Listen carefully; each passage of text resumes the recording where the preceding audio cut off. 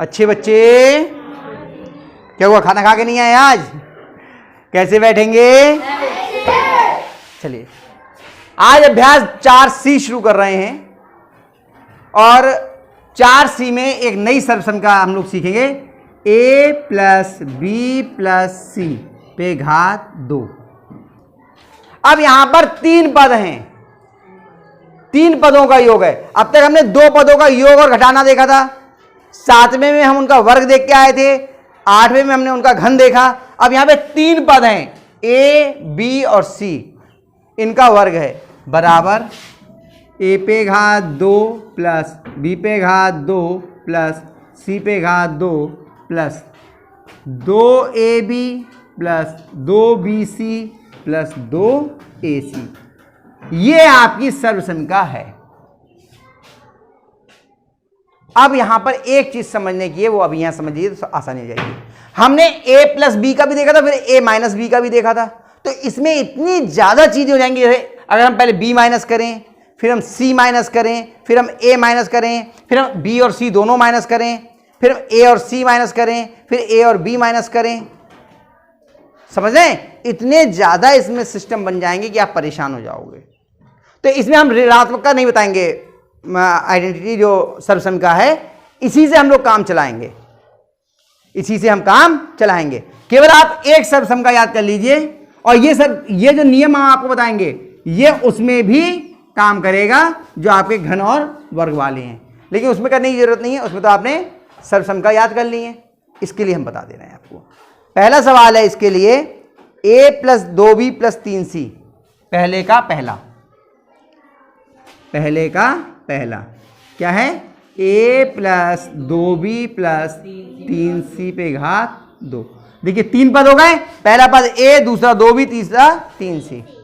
तो ये वाली सर्वसंख्या लगेगी। क्या लिखेंगे? सर्वसंख्या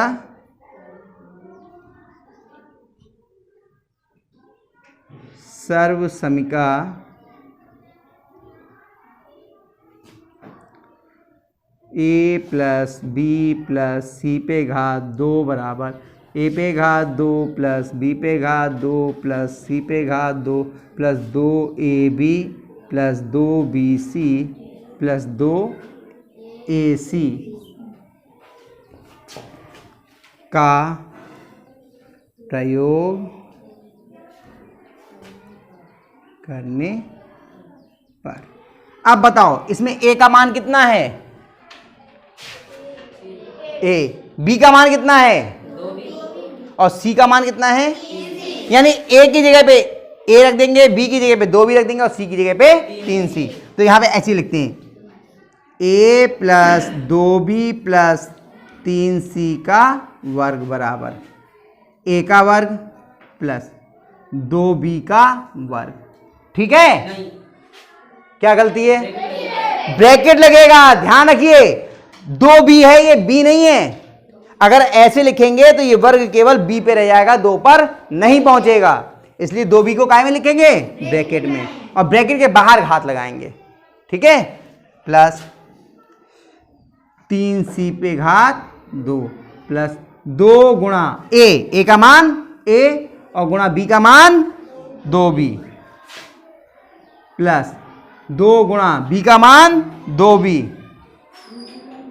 गुणा c का मान 3c। कितना है?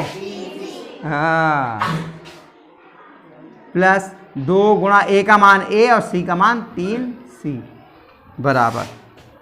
अब a पे घात 2 का मान तो a पे घात 2 ही आ गया, प्लस 2 दूनी 4, 2 दूनी 4, 4b पे घात 2 प्लस 3 तियां 9c पे घात 2 प्लस पहले अंकों की गुणा फिर बीजों की, चिन्ह तो प्लस का ही आएगा, 2 दूनी 4 ab प्लस 2 दूनी 4 और 4 तियां 12 bc प्लस 2 तियां 6 ac। हेलो, थोड़ा कठिन लगा? नहीं लगा? कठिन लगा थोड़ा सा? कुछ नहीं किया है, हमने इस सर्वसंख्या को लिखा और इसमें a की जगह पे हमने a लिख दिया, b की जगह पे 2b लिख दिया और c की जगह पे 3c लिख दिया। केवल इतना काम किया और बाद में उसको जोड़ घटाना गुणा भाग कर लिया। गुणा भाग तो करना आता है या नहीं आता है? बीजगणितीय सीखा है? क्यों? ठीक है, अगला सवाल करें। चलो अब बताते हैं एक अगला सवाल, दूसरा ही कर लेते हैं, दूसरा भी सही है। बताओ क्या है? 2p minus Q minus 3r पे घात 2। मैं यहाँ पे वो ये लाइन नहीं लिख रहा हूँ सर्वसंख्या वाली, क्योंकि जगह कम है और उधर भी फिर जगह नहीं है। ठीक है, वो इतना सा बचा ले रहा हूँ आज मैं। ठीक है, सीधे लगा दे रहा हूँ सर्वसंख्या। आप लोग यहाँ पर लिख लेना, यहाँ पर ये लाइन है ना सर्वसंख्या वाली, ये लाइन यहाँ पर लिख लेना। ठीक, ये पूरा। अब देखिए, लेकिन इसमें अभी ये सर्वसंख्या लग नहीं रही है, क्योंकि यहां पर a b प्लस में और c फिर प्लस में, और यहां पर क्या है? ये माइनस में, ये माइनस में। तो पहले हम इसको लिखने से, सर्वसंख्या लिखने से पहले इसमें थोड़ा सा इसको संशोधित करेंगे, क्योंकि ये तो योग के रूप में ही हो सकता है। कैसे होगा संशोधन? ये बस महत्वपूर्ण चीज है, ये सीख जाएंगे आपको पूरी अभ्यास करनी आ जाएगी। 1 सेकेंड लगेगा केवल समझने में। देखो, अगर कोई भी चिन्ह ऋणात्मक है तो पहले यहां पे लगाई हमने बड़ी ब्रैकेट 2p, और जो ऋणात्मक है इसे धनात्मक में बदला, बाहर प्लस का चिन्ह और अंदर माइनस का चिन्ह। हो गया धनात्मक। भाई प्लस माइनस, माइनस तो ही आ जाएगा, हमने अपनी तरफ से कुछ नहीं किया है। बाहर प्लस का चिन्ह तो अंदर वाला चिन्ह तो ही लगेगा। तो ये कैसा है? माइनस का ही क्यों तो है, प्लस माइनस का 3r घात 2।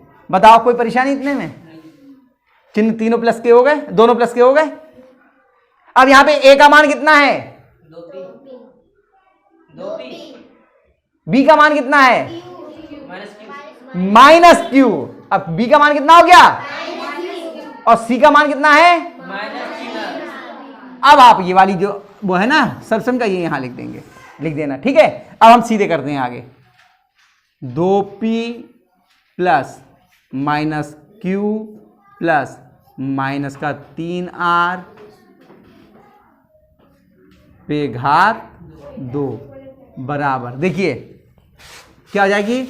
2p पे घात 2 प्लस माइनस क्यू पे घात 2 प्लस माइनस के 3r पे घात 2 प्लस 2 गुणा 2p गुणा माइनस का क्यू प्लस 2 गुणा माइनस का क्यू गुणा माइनस का 3r प्लस 2 गुणा